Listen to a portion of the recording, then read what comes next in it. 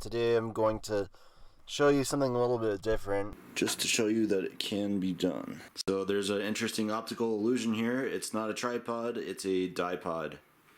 Pommes are 190 degrees, and then the inside of the tube temperature, I think I'm running out of battery, 217, so not too bad considering it was kind of sunny or cloudy, partly cloudy today.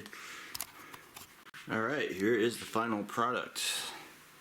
A masterfully blended medley of fingerling potatoes. Alright, and it kind of matches the plate too. So, enjoy.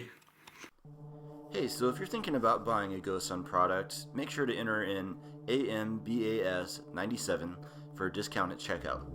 Also, if you like these videos, you can download the Brave browser and tip me in cryptocurrency, which is BAT, Basic Attention Token. The browser was made by the guy who created JavaScript, and it's pretty awesome anyways. I use it all the time. So, thanks a lot. And when you sign up with Brave, they'll give you free Basic Attention Token. All this here was given to me just for using the platform.